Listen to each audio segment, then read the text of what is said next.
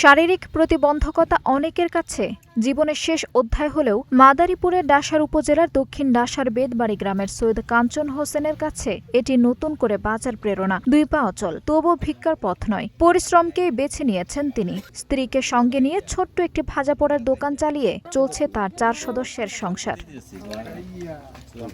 তার দুই পাই অচল, চলাফেরা করেন খুব কষ্ট করে, তবুও কারো কাছে হাত পাতেননি। নিজের আত্মসম্মান আর পরিশ্রমকে সম্বল করে জীবনের সঙ্গে লড়াই চালিয়ে যাচ্ছেন মাদারীপুরের ডাসার উপজেলার দক্ষিণ ডাসার বেদবাড়ি গ্রামের বাসিন্দা সৈয়দ কাঞ্চন হোসেন। ছোটবেলায় টাইফয়েড জ্বরে আক্রান্ত হয়ে দুটি পা অচল হয়ে যায় তার। এরপরও থেমে থাকেননি। স্ত্রী আসমা বেগমকে সঙ্গে নিয়ে গড়ে তুলেছিলেন একটি মুদি দোকান। কিন্তু 2023 সালে ভয়াবহ অগ্নিকাণ্ডে সেই দোকান পুড়ে গেলেও আবারও নেমে আসে দুর্যোগ। সবকিছু হারিয়েও হাল ছাড়েননি কাঞ্চন। নতুন করে বাঁচার স্বপ্ন নিয়ে 2026 সালে ডাসার সরকারি মহিলা কলেজের পাশে চালু করেন একটি ছোট ভাজা পোড়ার দোকান। সেখানে সিঙ্গারা, পুরি, পেঁয়াজু সহ বিভিন্ন খাবার বিক্রি করে চলছে তাদের 4 সদস্যের সংসার। এই আয়ের টাকাতেই 2 সন্তানের লেখাপড়া ও সংসারের সব খরচ চালানোর চেষ্টা করছেন তিনি। ছোটবেলা থেকে আমার টাইফয়েড জ্বর হয়েছিল। টাইফয়েড জ্বরের পরে আমার 2টি পাই নষ্ট হয়ে যায়। আমি হাঁটতে পারি না, কিন্তু আমি নিজের কাছে নিজে করে খাই। আমি কারো কাছে হাত পাতি না। তাই সবাই দোয়া করবেন যেন আমি এই কর্ম করে খেতে পারি। আল্লাহ আমাকে এই কর্ম করার মাধ্যমে রিজিক দেওয়ার ব্যবস্থা করছে।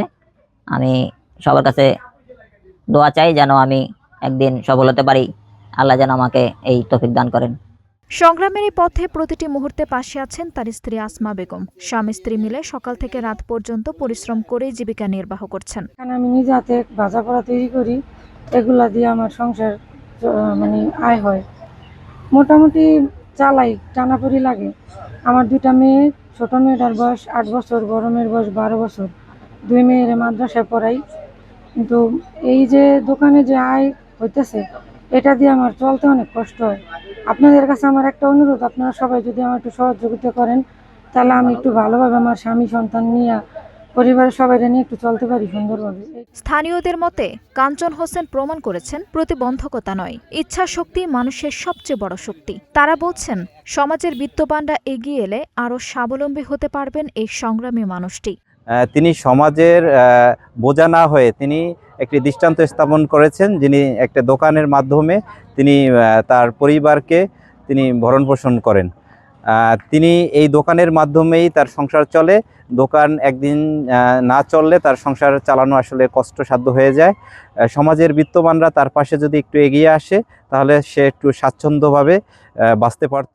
2 পা অচল হলেও আত্মসম্মান আর কঠোর পরিশ্রম দিয়ে জীবনকে এগিয়ে নেওয়ার অনন্য দৃষ্টান্ত স্থাপন করেছেন সৈয়দ কাঞ্চন হোসেন। তার এই সংগ্রামের গল্প শুধু অনুপ্রেরণাই নয়, সমাজের প্রতি মানবিক দায়িত্বের কথাও নতুন করে মনে করিয়ে দেয়। আঞ্জুম হক আরবি, নাগরিক প্রতিদিন।